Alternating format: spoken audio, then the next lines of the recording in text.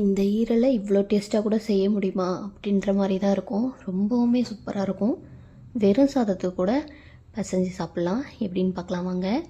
ஒரு கடாயை வச்சுக்கோங்க. கொஞ்சமாக எண்ணெய் விட்டு எண்ணெய் சூடேறினோடனே கொஞ்சமாக பெருஞ்சீரகம் 2 வரமிளகாவை கிள்ளி போட்டுக்கோங்க. இது நல்லா பொரியட்டும். கொஞ்சமாக கருவேப்பிலை, ஒரு பெரிய வெங்காயத்தை குட்டி குட்டியாக கட் பண்ணி அதையும் சேர்த்துக்கலாம். நல்லா கலந்து விட்டுருங்க. கலர் மாறுற அளவுக்கு 1 டேபிள் ஸ்பூன் அளவுக்கு இஞ்சி பூண்டு பேஸ்ட்டு சேர்த்துக்கலாம். சேர்த்துட்டு இதையும் நல்லா கலந்து விட்டுருங்க. இப்போ பச்சை வாசனை போனோடனே கொஞ்சமாக மஞ்சள் தூள் சேர்த்துக்கோங்க. அப்புறம் உங்கள் காரத்தில் கொஞ்சம் அளவுக்கு தனி மிளகாய் தூள் சேர்த்துக்கலாம். அப்புறம் 1 டேபிள் ஸ்பூன் அளவுக்கு தனியா தூள் சேர்த்துக்கலாம். சேர்த்துட்டு இது எல்லாத்தையுமே நல்லா ஒன்று போல் கலந்து விட்டுருங்க. எல்லாத்தோட பச்சை வாசனையும் போகணும். அந்தளவுக்கு நல்லா எண்ணெயிலே ஃப்ரை ஆக விட்டுறலாம். நல்லா ஃப்ரை ஆன பின்னாடி இப்போ கொஞ்சமாக பெப்பர் சேர்த்துக்கலாம். ஒரு 1/4 டேபிள் ஸ்பூன் அளவுக்கு பெப்பர் சேர்த்துட்டு இதையுமே நல்லா கலந்து விட்டுருங்க. எல்லாத்தோட பச்சை வாசனமே போகணும்.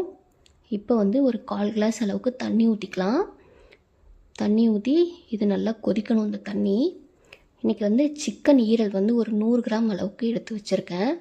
அதை நல்லா கழுவிட்டு நம்ம குட்டி குட்டியாக கட் பண்ணிப்போம் இல்லையா.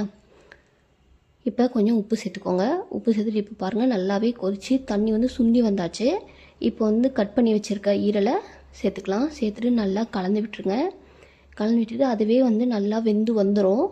நீங்கள் லைட்டாக கிளறி மட்டும் விடுங்க. இப்போ பாருங்கள் நல்லா ஓரளவுக்கு சுருங்கி வதங்கி வந்திருக்கு. இந்த டைமில் 1/4 டேபிள் ஸ்பூன் அளவுக்கு கரம் மசாலா சேர்த்துக்கலாம். சேர்த்துட்டு இப்போ எனக்கு டேஸ்ட்டுக்காக கொஞ்சமாக உப்பு சேர்த்துக்கிறேன். சேர்த்துட்டு எல்லாத்தையுமே நல்லா கலந்து விட்டுருங்க. இப்போ பாருங்கள் அந்த தண்ணியில் நல்லா ட்ரை ஆகிடுச்சு. அவ்வளோதான், நம்மளுக்கு சிக்கன் ஈரல் ரெடி ஆகிடுச்சு. ரொம்ப சூப்பராக இருக்கும். செஞ்சு பார்த்துட்டு கமெண்ட் பண்ணுங்கள், சப்ஸ்கிரைப் பண்ணுங்கள்.